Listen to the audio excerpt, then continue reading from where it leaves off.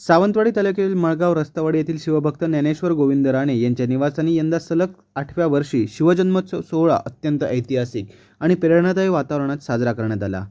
या निमित्ताने आयोजित शिवकालीन दुर्मिळ व निवडक प्रतिकृतींच्या भव्य प्रदर्शनाला शिवप्रेमींनी मोठी गर्दी केली होती। पुढील पिढीपर्यंत शिवकालीन इतिहास प्रभावीपणे पोहोचावा या उद्देशाने ज्ञानेश्वर राणे यांनी आपल्या निवासस्थानी हे विशेष प्रदर्शन मांडले होते। यामध्ये मराठा आरमाराचे सामर्थ्य दर्शवणाऱ्या 8 जहाजांच्या प्रतिकृती आणि जहाजांवरील तोफा विशेष आकर्षण ठरल्या। तसेच मराठा शस्त्रागारातील मराठा धोप, वर्ग धोप आणि अफजल खान वधप्रसंगी वापरण्यात आलेल्या वाघनखे व कट्यार यांच्या प्रतिकृतींनी उपस्थितांचे लक्ष वेधून घेतले। या प्रदर्शनाची विशेष वैशिष्ट्य म्हणजे ऐतिहासिक दस्तऐवज म्हणजे छत्रपती संभाजी महाराजांचे हस्ताक्षर, शिवरायांचे अस्सल पेहरावातील दुर्मिळ फोटो आणि ऐतिहासिक नाणी, दुर्गवैभव, सिंधुदुर्ग जिल्ह्यातील 22 किल्ले आणि गोव्यातील दुर्गांची सविस्तर माहिती व छायाचित्रे, दुर्मिळ वंशावळ आहे त्यामध्ये पावनखिंडातील वीर बाजीप्रभू देशपांडे यांची ऐतिहासिक वंशावळ व दांडपट्टा। ज्ञानेश्वर राणे यांनी आतापर्यंत जिल्ह्यातील 71 जिल्हा परिषद शाळांमध्ये या ऐतिहासिक वस्तूंची माहिती पोहोचवून विद्यार्थ्यांना इतिहासाची प्रेरणा करून दिली। या प्रदर्शनामुळे केवळ इतिहास वाचण्याऐवजी तो प्रत्यक्ष अनुभवण्याची संधी मिळाल्याची भावना इतिहासप्रेमींनी व्यक्त केली। या सोहळ्याला मळगावसह पंचक्रोशीतील विद्यार्थी, अभ्यासक आणि नागरिकांनी मोठ्या संख्येने उपस्थिती लावली होती। सहदेव राऊळसह मदन मुरकर, कोकण लाईव्ह ब्रेकिंग, मळगाव, सावंतवाडी।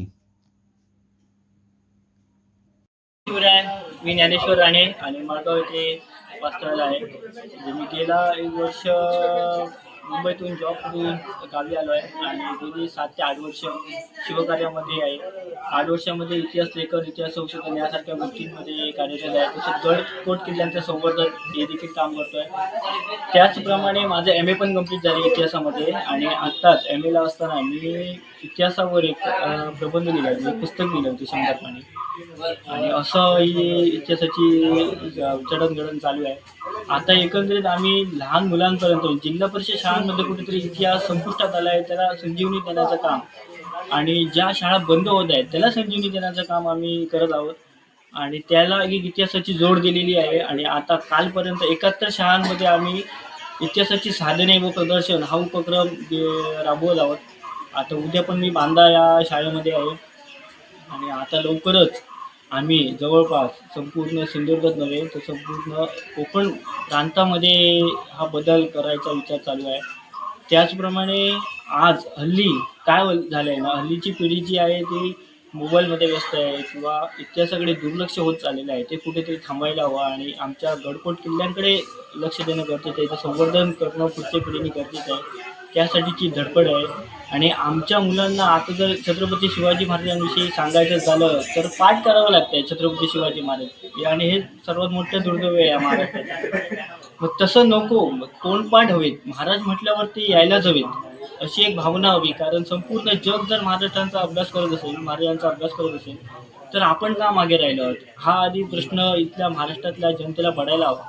आणि बाकी गोष्टींमध्ये राजकारण न करता एक इतिहास म्हणून, एक आदराचं स्थान म्हणून महाराजांकडे बघणं गरजेचं आहे।